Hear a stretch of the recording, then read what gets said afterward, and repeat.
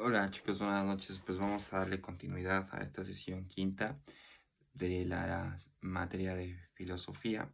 Y pues vamos a comenzar a introducirnos ya a la filosofía renacentista, que vamos muy de la mano con el pensamiento también de la literatura renacentista, en un orden cronológico, ¿no? Entendiendo como tal pues, el siglo principalmente el siglo XVI, ¿no? Que le corresponde al Renacimiento.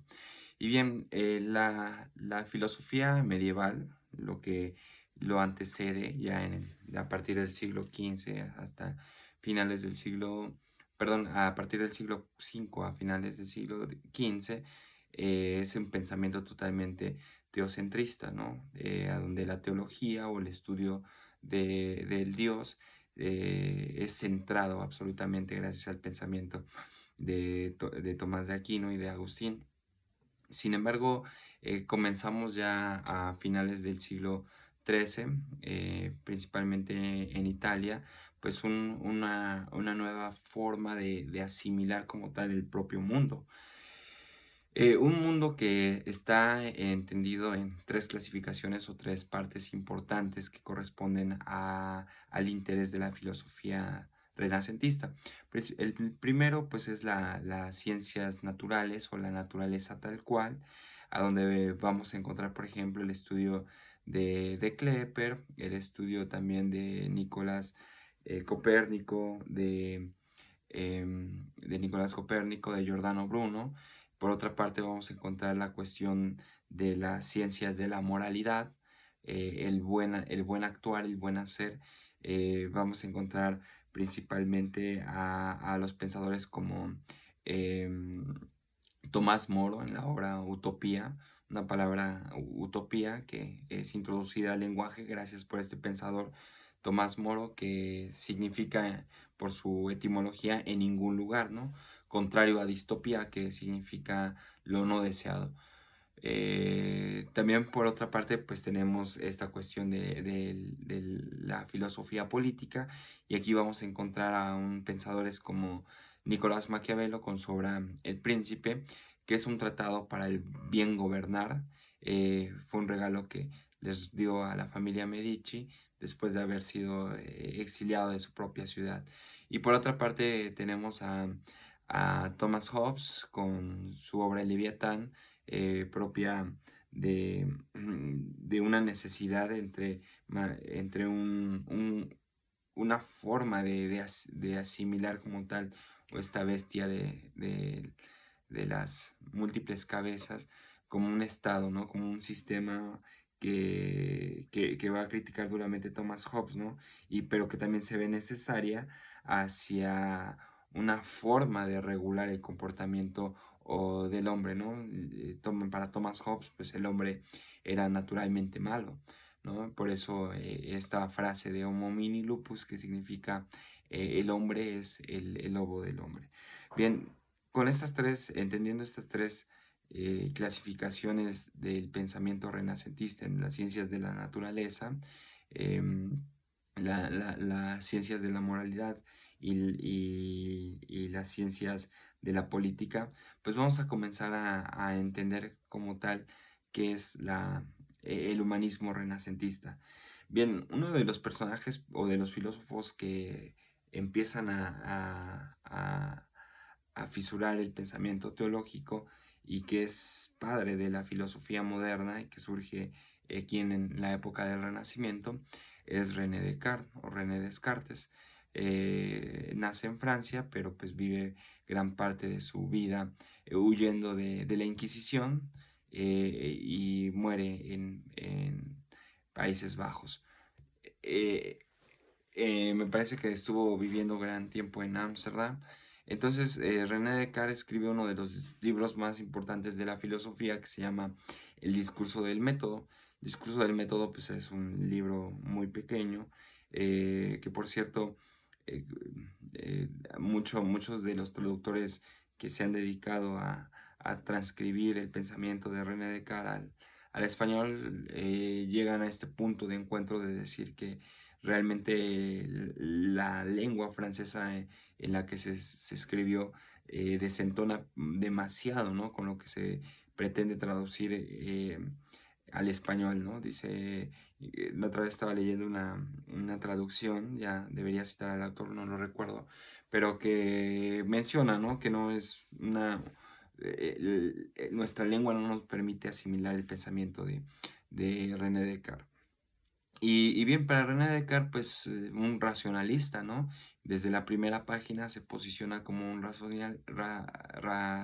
racionalista al decir que la única vía, el único instrumento para poder acceder a la verdad es la razón, ¿no? No son los sentidos, porque para él los sentidos pueden ser engañosos, ¿no? Y claro que sí. Podemos entender, por ejemplo, las cuestiones de las perspectivas. Em, Uno no puede enseñarle a través de los sentidos a una persona que no sabe, que jamás ha visto, una persona ciega, pues no se le puede enseñar el color, ¿no? No se le puede enseñar como tal la asimilación absoluta del color, ¿no? Una persona que nunca ha escuchado, pues no puede asimilar absolutamente o en su totalidad la música, ¿no? Sino es que a través de una alternativa. Y ese es el problema de los sentidos para René Descartes. René Descartes dice que es la razón lo que me va a orientar perfectamente al, al pensamiento, perdón, a la idea de la verdad, ¿no? A esta conformación de la verdad. Para René Descartes, pues existe un mundo de la res cogitans, res entendiendo como la cosa, ¿no? Res cogitans, que es la cosa que piensa, ¿no? La cosa con conciencia. Y por otra parte es la resistencia, ¿no? Que es las cosas que están ahí, ¿no? Para ser pensadas. Hablábamos ya en el tema del conocimiento que el encuentro entre una cosa y una conciencia es meramente un hecho, ¿no? Un facto que da lugar a la conciencia, ¿no? Por ejemplo, una piedra que es una cosa que no piensa, que no tiene una conciencia, pues no se pregunta por sí misma, ¿no? No dice, ay, soy una roca, ¿no? Al contrario, no se piensa, ¿no? Sin embargo, el ser humano, al ser un res cogitans, una cosa pensante, trata de explicar y darle o asimilar y darle una explicación al mundo que lo rodea, ¿no? Al por qué sucede el día, por qué sucede la noche, cuál es la razón de la existencia, por qué existo, ¿no? Por qué existe el universo, por qué existen ciertos fenómenos naturales. Todos estos cuestionamientos surgen a partir de la razón, ¿no? Que también surge a partir de la experiencia, pero que la experiencia puede ser absolutamente engañosa, ¿no? Entonces, la res cogitans es lo que piensa la res extensa, ¿no? Lo que piensa lo demás. Y el encuentro de la cosa con la conciencia la vamos a llamar el hecho. Ahora, todo esto pues puede ser incluso engañoso, ¿no? Ya el propio Michel Foucault cuestiona sospecha del pensamiento de René Descartes porque dice que eso como tal le dio oportunidad a este mundo a asimilar que la única vía de la verdad es la ciencia, ¿no? Al mostrar cierta evidencia.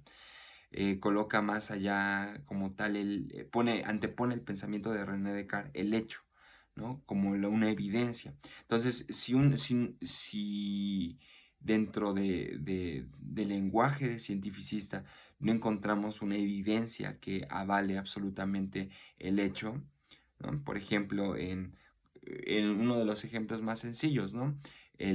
¿Cómo sabemos que el 2 más 2 es 4, ¿no? Pues a través de una operación algebraica que está consolidada a través de la intersubjetividad, ¿no? O sea, que todos damos por hecho la operación de la suma, ¿no? Entonces 2 más 2 es un 4.